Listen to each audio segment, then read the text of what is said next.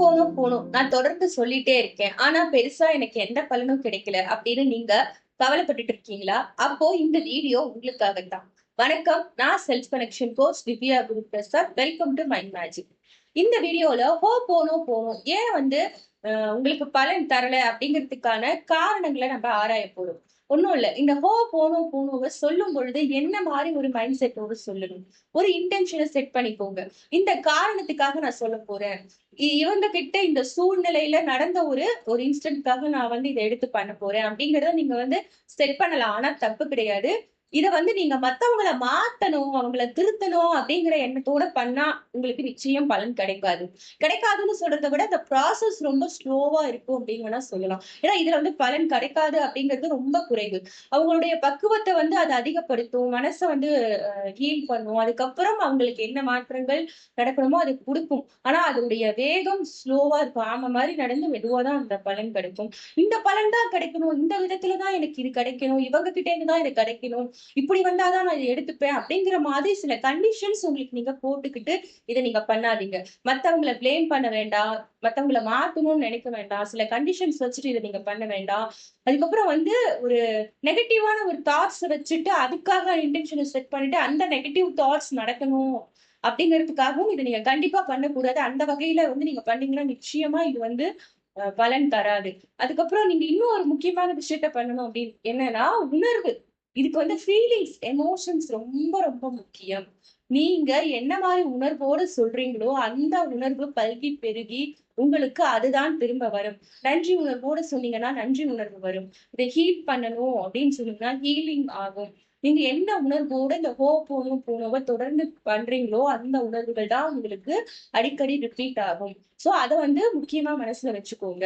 Feelings, இது எந்த மாதிரி ஃபீலிங்ஸோட சொன்னா நல்லா இருக்கும், இல்ல எப்படி பொதுவா சொல்லணும்? இந்த கேள்வி நம்ம எல்லார் மனசுக்குள்ளேயும் பொதுவா இருந்திருக்கும். எனக்குள்ளேயும் அந்த கேள்விகள் இருந்திருக்கு. அதை எப்படி பண்ணணும்னா, ஐம் சாரின்னு சொல்லும்போது அந்த சாரிய உணர்வு பூர்வமா உணர்ந்து சொல்லுங்க. யாரோ பண்ண தப்புக்கு நான் ஏன் சாரி கேட்கணும்? இந்த கொஸ்டின் என்கிட்ட அடிக்கடி கேட்கறாங்க. என்னோட கிளைண்ட்ஸும் கேட்பாங்க.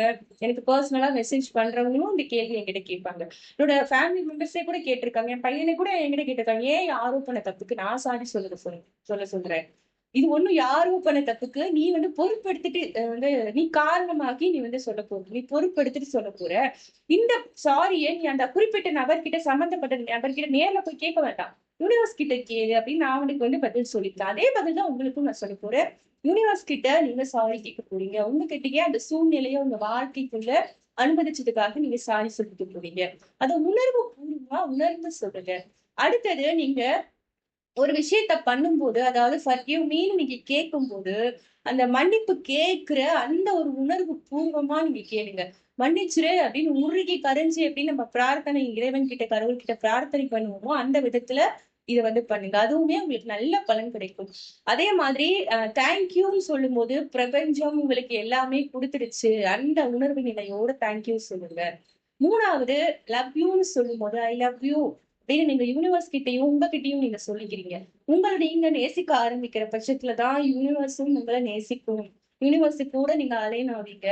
சோ இது அலைன் ஆகிறதுக்கான ஒரு பியூட்டிஃபுல் ப்ராசஸ் அப்படின்னு அந்த உணர்வு நிலையோட சொல்லுங்க.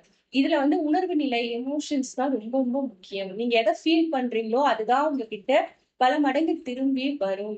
சோ நீங்க போணும் சொல்றதுக்கு முன்னாடி இதை ஃபாலோ பண்ணுங்க. சொன்னதுக்கு அப்புறம் உங்களை நீங்க விமர்சனம் பண்ணிக்காதீங்க.